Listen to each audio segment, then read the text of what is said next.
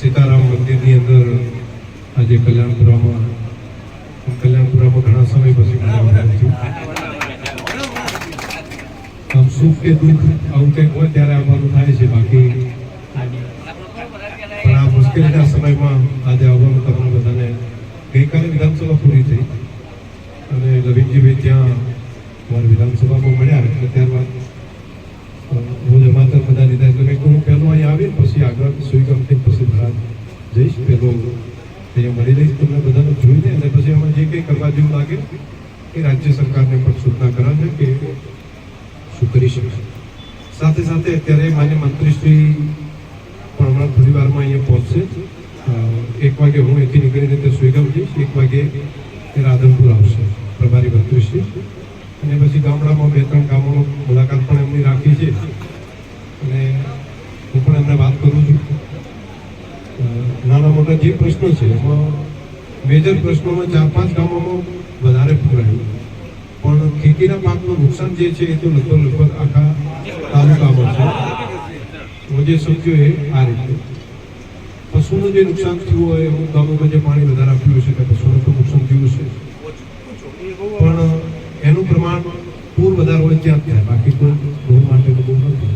પણ જે વિસ્તારમાં પાણી ભરાણું છે, સિંચાઈના પ્રશ્નો ઘણા છે, ક્યાંક તળાવ તૂટી ગયા છે, કોઈ જગ્યાએ પાણીનો નિકાલની વ્યવસ્થા કરવી પડે એવું છે, તો એ પણ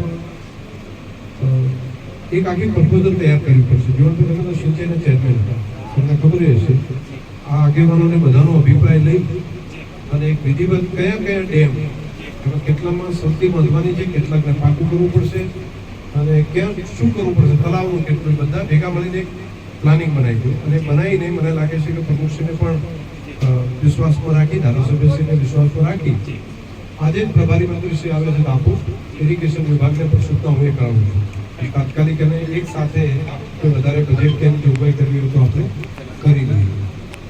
બીજું, ખેતીના પાકમાં જે નુકસાન થયું હોય એનું પણ સર્વે કરાવી દઈએ. એટલે એમાં અત્યારે સર્વેનું કામ આવે પછી છેલ્લે આપણે રહી જતા હોય છે, છેડે પછી કે તારા મને તો ખબર નથી, મારા બેટા આવી ગયા.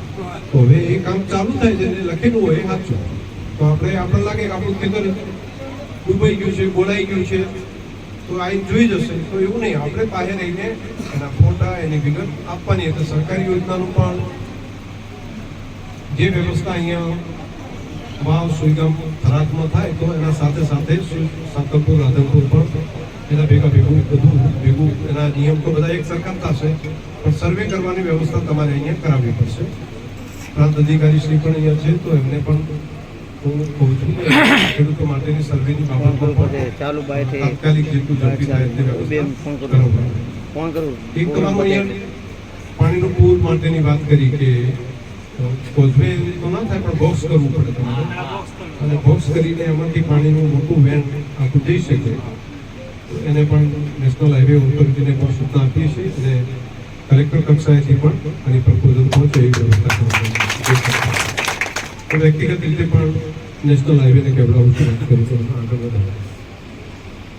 બાકી આફત ખાસી મોટી હતી, આપણે આફતોથી ટેવાયેલા આવતો છે, દુષ્કાળોની આફતો ખૂબ આપણે સામે કરી અને આ લીલો દુકાળ કહેવાય એવી સ્થિતિ થાય. એટલે આફતની સામે લડવાનો સ્વભાવ તો આપણો બનેલો છે, પરંતુ સરકાર પણ સાથે પડખે ઊભી રહી અને આપણને ટેકો કરે તો આપણને દુઃખમાં થોડી ભૂખ મળે. તો રાજ્ય સરકાર તરીકે આજે માન્ય મુખ્યમંત્રી શ્રી સુઈગામ આવે છે, પછી થરાદ પણ આજે તે પહોંચશે, તો બંને જગ્યાએ સાંતલપુરની વાત પણ ધ્યાન ઉપર રાખવા જોયું છે. એ પ્રમાણે તમારી આ મુદ્દાઓ જે છે, વાતો છે, બધી કરશું. નુકસાન તો ઘણું થયું હશે, અહીં અગરિયાનું કામ કરતા હશે એને નુકસાન થયું હશે, દુકાનદાર કારખાનાવાળા હશે તેને થયું હશે, ખેડૂતને, ખેતીને. પણ કાગળ ઉપર લઈ લેજો, જેટલું કાગળ ઉપર લીધું એટલું સાચું. એટલે કાગળ એક હોલ રાખવો પડે, નહીં તો નુકસાન ગમે એટલું થયું હોય તો આપણે લખીએ નહીં તો પાછળથી પછી કહીએ કે રહી ગઈ. તો કાગળ ઉપર જેટલું સાચું હોય એટલું કાગળ ઉપર આવી જાય એનું ધ્યાન બધા રાખજો. તો આટલી બાબત પણ તમને બધાને કહેવાની હતી. તો માણસને મુશ્કેલીના સમયમાં મદદ તો થાય, પણ મદદની સાથે જો હૂંફ મળે ને, પોતે કોઈ માણસ કોઈ આવીને એમ કહે કે હું પડખે ઉભો છું, તો અડધું દુઃખ તો મને લાગે છે કે એમાં ઓછું થતું હોય. તો પોતાના પોતે કપડાથી અહીંયા આજે આવ્યો છું ને જે બાબતો હશે તમારી ઉપર પહોંચાડશું બધી, તમારા ધારાસભ્ય પણ ખૂબ સક્રિય છે રવિજીભાઈ વિધાનસભામાં હોય બાકી અહીંયા હોય તો ગઈકાલ ક્યાં આવ્યા છે તો પણ આ ગામડામાં છે હજુ પણ માન્ય મંત્રીશ્રીની સાથે પણ રહેવાના છે હું આખા ચોરાડમાં કદાચ આજે નહીં જઈ શકું મારે ત્યાં પહોંચવું છે નહીં તો મારા મનમાં અહીંયા બગુતરા મહુવા દાદરાણા આ બધા ગામોમાં મારી જવાની ખૂબ ઈચ્છા છે વડોદરા ત્યાંથી નીકળું તો જોતો જવું મનમાં તો પણ ત્યાં સમયસર પહોંચવું પડે એવું એટલે હું અત્યારે રંગતપુરાય નહીં જઈ શકું પણ આજે અહીંયા આવ્યો છું એટલે તમારા બધાની પાસે વાત સાંભળીને ફરી આવી ગયો માનજો ચારે બાજુ આખા વિસ્તારમાં આવ્યો છું એમ સમજીને તમારી વાત છે બધી તાત્કાલિક ત્યાં પહોંચાડવાની વ્યવસ્થા કરશું જે થઈ શકે એટલી મદદરૂપ પણ બધાને થશું બધામાં હૃદયથી ખૂબ ખૂબ આભાર.